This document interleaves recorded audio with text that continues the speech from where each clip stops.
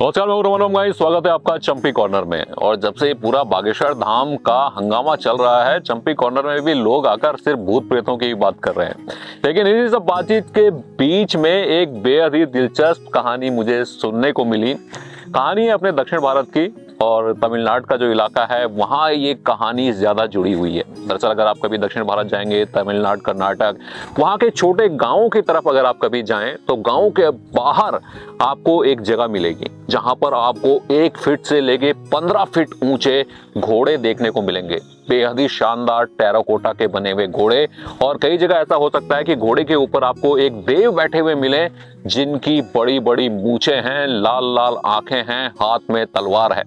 इसे आयनार देव के रूप में जाना जाता है। तो जैसे जैसे जो इंसान था उसने बस्तियों में रहना शुरू किया तो तमाम तरह की चीजें भी उसके दिमाग में आने लगी। उसे लगने लगा कि जब अंधेरा होता है तो हो सकता है कि कुछ बुरी आत्माएं गांव की तरफ आती हों। तो देव जो आयनार हैं वो इन बुरी आत्माओं से गांव की रक्षा करते हैं। भारत की अगर बात करें तो ज्यादातर ग्राम देवी को हम मानते हैं और गांवों के बाहर ग्राम देवी की पूजा होती है। लेकिन आयनार एक ग्राम देवता हैं जो कि गांव की रक्षा करते हैं किसी भी आपदा से, किसी भी बुरी आत्मा से, दुरात्मा से। तो ये जो तस्वीर आप देख रहे हैं मेरे सामने जो नजर आ रही हैं, ये बड़े बड़े घोड़े हैं। 1 फुट से लेकर 15 फुट तक के बड़े घोड़े बनाए जाते हैं। साथ ही साथ जो हाथी होता है उसके भी टेराकोटा के फिगर बनाए जाते हैं, और ये 1 फीट से लेकर कई फीट बड़े बनाए जाते हैं। तो ये साथ साथ एक कला से भी जुड़ता चला गया। यानी आयनार भगवान की इतनी खूबसूरत टेराकोटा की मूर्तियां यहाँ बनाई जाती हैं जिन्हें देखकर आप दांतों तले उंगली दबा लेंगे कि अगर मैं भी खड़ा हूं तो मेरे से भी ऊंचाई में वो घोड़े ज्यादा दिखाई देते हैं। तो दूर से ही आपको एक खूबसूरत सी जगह तमिलनाडु के छोटे छोटे गांवों के बाहर नजर आती है जहां आपको घोड़े कई नजर आएंगे वहां पर बने हुए, रखे हुए। दरअसल अगर आप कोई मन्नत मांगते हैं और आपकी वो मन्नत पूरी हो जाती है तो आप एक घोड़ा आयनार भगवान को चढ़ा देते हैं।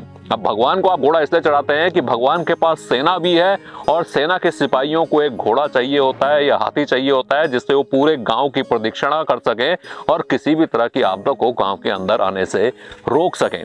तो ये जो परंपराएं हैं, ये जो कहानियां हैं, ये जो हमारी आस्था है, ये जो हमारा बिलीफ है, ये सालों से, सदियों से बना हुआ है। और ये भरोसा देता है किसी भी तरह के डर से बचने का, क्योंकि जो चीज हमें दिखाई नहीं देती उससे हम डरते भी हैं। घना अंधेरा, अगर आप गांव से बाहर निकले हैं, पहले बिजली भी नहीं होती थी, तो आपको पता है कि आयनार भगवान और उनकी जो सेना है वो आपकी रक्षा कर रही है। तो मनोवैज्ञानिक तौर से भी आप मजबूत रहते थे। आपको पता है कि कोई भी बुरी आत्मा जैसी अगर कोई चीज होती भी है तो आपका कुछ नहीं बिगाड़ सकती।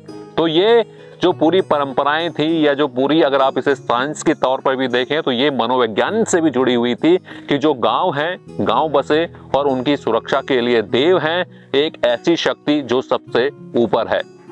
और सबसे खूबसूरत बात यह है इसकी कि सदियों से टेराकोटा की ये खूबसूरत मूर्तियां बनती चली आ रही हैं। तो कला के जो परंपरा थी एक पीढ़ी से दूसरी पीढ़ी, उसे भी बनाए रखा गया।